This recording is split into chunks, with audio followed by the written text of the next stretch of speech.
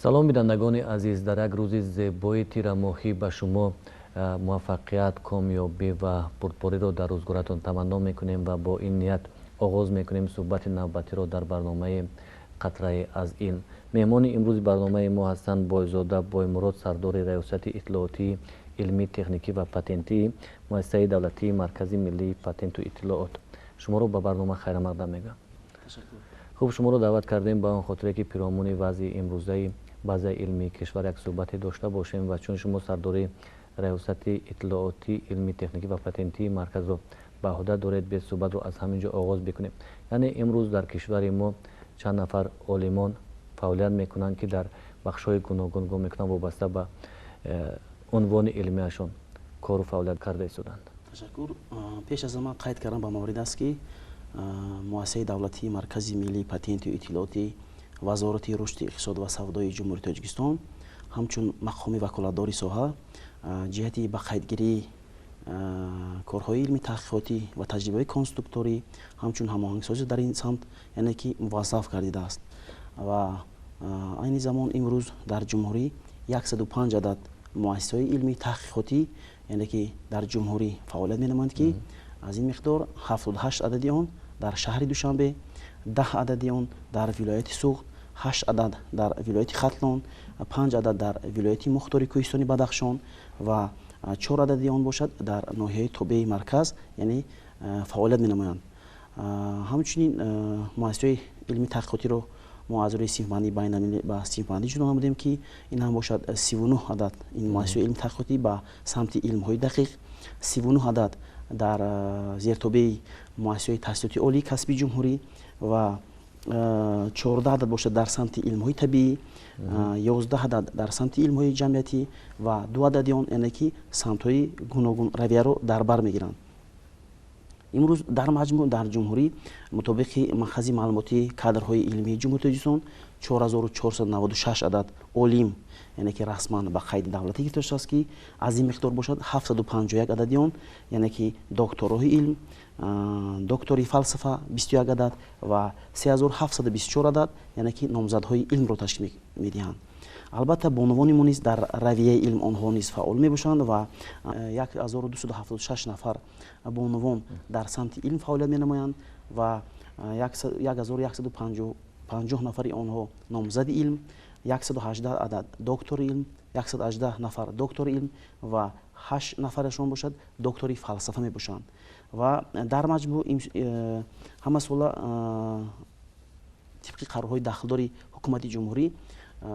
онҳое ки ба самти илмӣ кори илмӣ пеш мебаранд яъне ки аз ҷониби муассиса ба муассиса онҳо арзномаи худро пешниҳод мекунанд, ҷустуҷӯи мавзӯӣ мегузаронанд,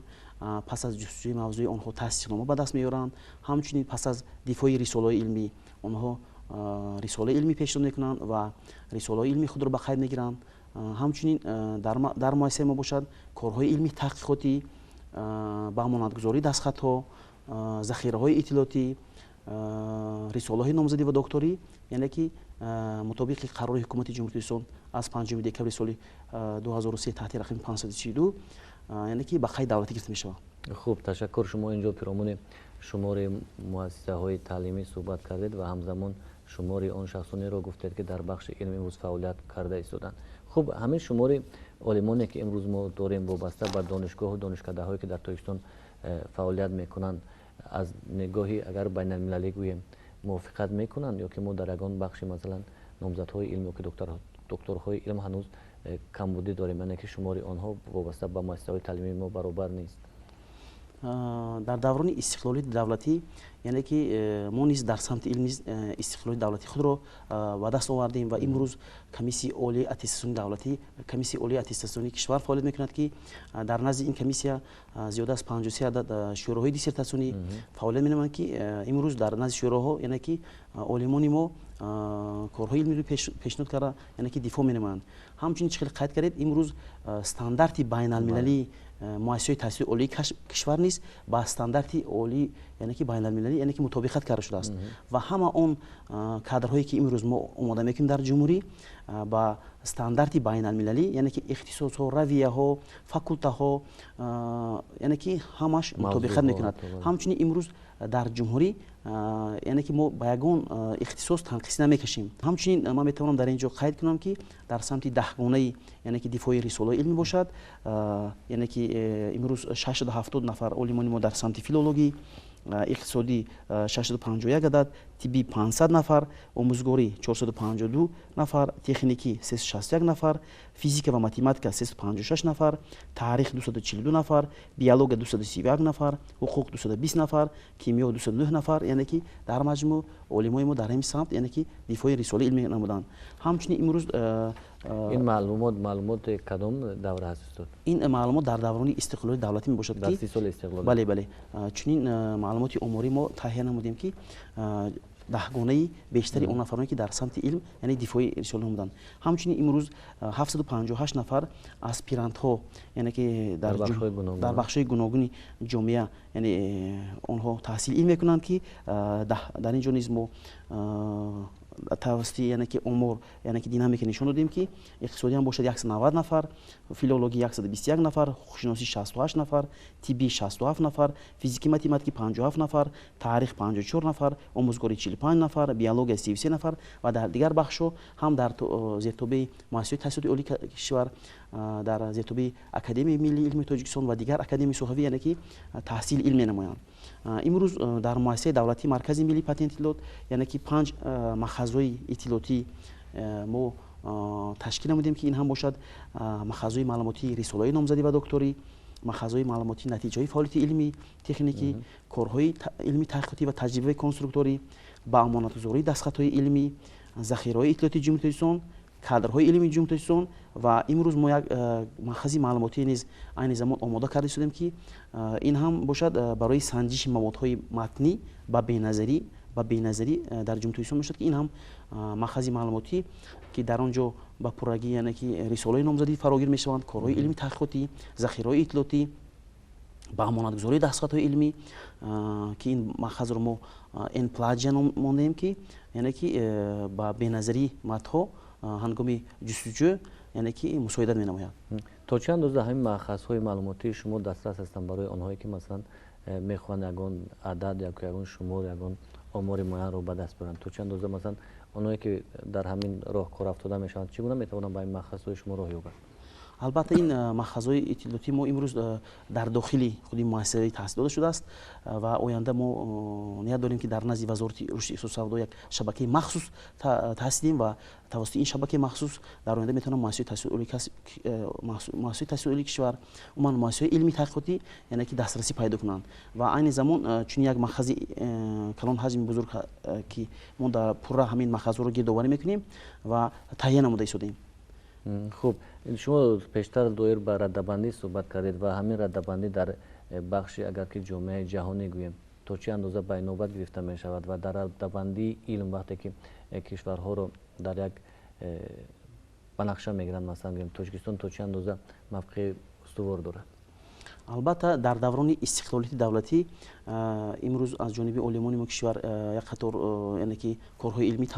анҷом дода шуданд, ҳамчунин мақолаҳо таълиф карда шуданд, китобҳо нависта шуданд ки дар самти байналмилалӣ низ яъне ки чӣ кар ки мегӯянд индекси иқтибосоварӣ бо забони русӣ индекс цитированӣ мегӯянд ки ин ҳам бошад мавқеи Тоҷикистонро дар сатҳи байналмилалӣ муайян кардааст ва имрӯз мақолаву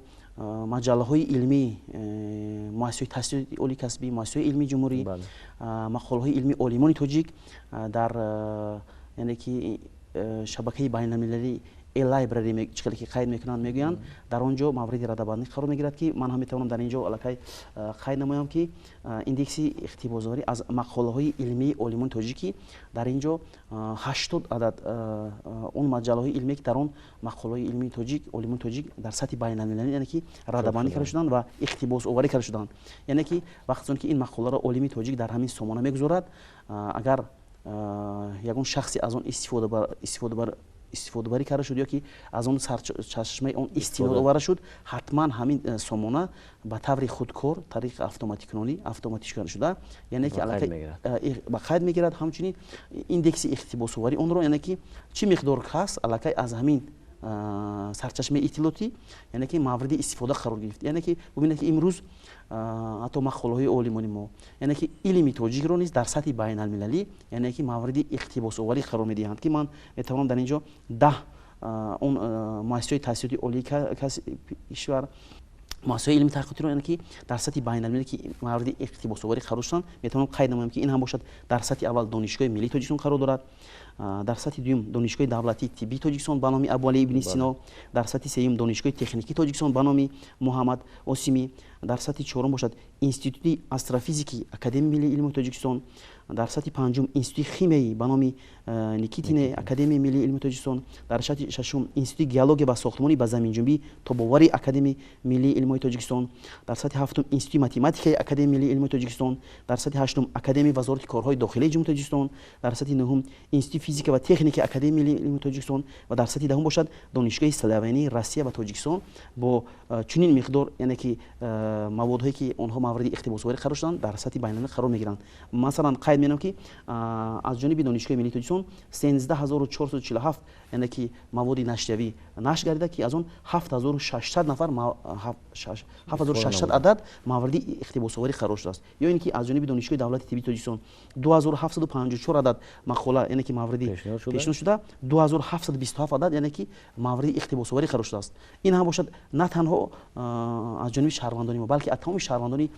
тамоми 132 давлат қариб яъне ки мавриди истифодабарӣ қарор дошта шудааст ки ин ҳам бубинед ки илми тоҷикро дар сатҳи байналмилалӣ қарор медиҳанд. ҳамчунин мо дар ин ҷо таҳлил низ гузаронидем ки он маҷаллаҳои илмие ки 57 адад маҷаллаи илмие ки дар ҷониби муассисаҳои таҳсилоти олии касбӣ, муассисати илми таҳқиқотӣ Академияи миллии илмҳои Тоҷикистон ва дигар академияи соҳавӣ чоп карда мешаванд дар сатҳи байналмилалӣ яъне ки маҷаллаҳои илмии Тоҷикистонро низ аз ҷониби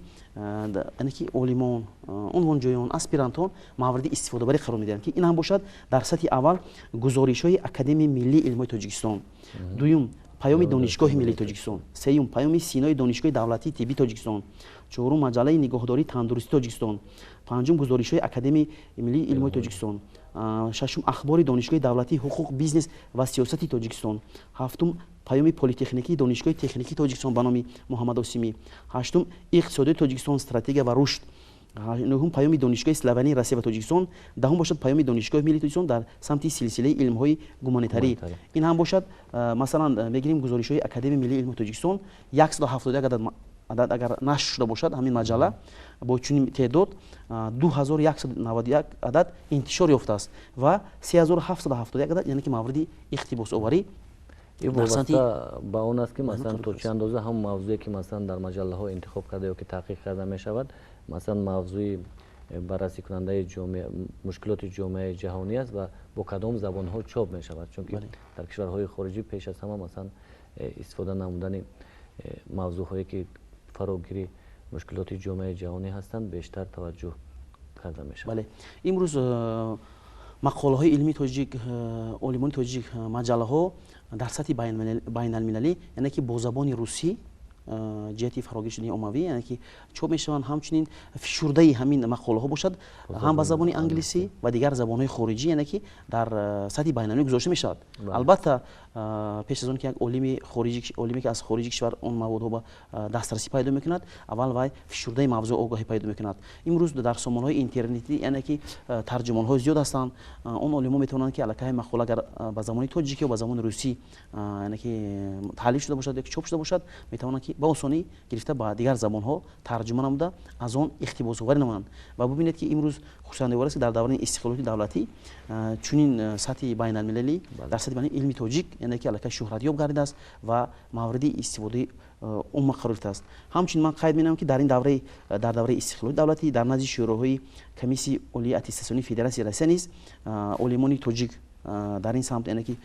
дифои рисолаи номзадӣ намуданд ки дар сатҳи 10 гунаеро дар ин ҷо мо муайян кардем ки ин ҳам бошад дар сатҳи аввал донишгоҳи миллии Тоҷикистон 575 нафар, донишгоҳи давлатии тиббии Тоҷикистон ба номи Абу Алӣ Сино 329 нафар, دانشگاه دولتی آموزگاری تاجیکستان 196 نفر، اکادمی ملی علم‌های تاجیکستان 167 نفر، اکادمی تحصیل تاجیکستان 130 نفر، دانشگاه دولتی خوجند به نام باباجان غفوروف 107 نفر، دانشگاه اسلوونی روسیه و تاجیکستان 107 نفر، دانشکده بعدی دیپلمی کارمندانی ساحه تیپ 81 نفر، دانشگاه دولتی تجارت تاجیکستان 76 نفر و دانشگاه اگرایی تاجیکستان به نام شیرینشاه شاه تیمور 57 نفر. یعنی که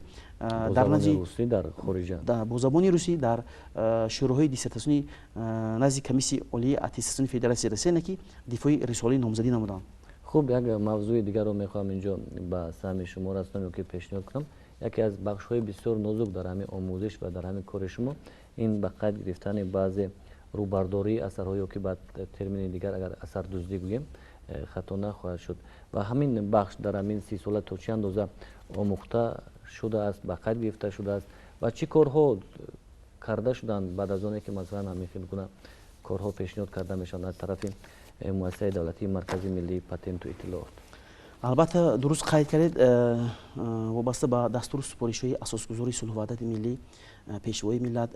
پرزیدنت جمهوری اسلامی محترم امام رحمان که در ملاقاتشان با زیانی کشور ماه مارس سال 2020 آن کس ایران بودند وابسته به پیشگیری نمودن حالت‌های اثر دزدی یعنی سرقت میگوییم، مؤسسه در این زمینه یعنی که یک قطار کارها رو راه اندازی نموده است و مطابق قرار داخلداری حکومت جمهوری زمینه 3 امروز ترتیب به قیدگیری کارهای تحقیقاتی از جانب مؤسسه دولتی مرکزی ملی پتنت یعنی که گزارانده میشد و عنوان جویان، علیمان، اسپیرانتون، شخصانی حقوقی واقعی که پیش از اون که کار علمی خود رو یعنی که آغاز نمایند آنها عهدهدار هستند که با مؤسسه دولتی مرکزی ملی پتنت وابسته به معین نمودن شبیهیت یا تمثال موضوع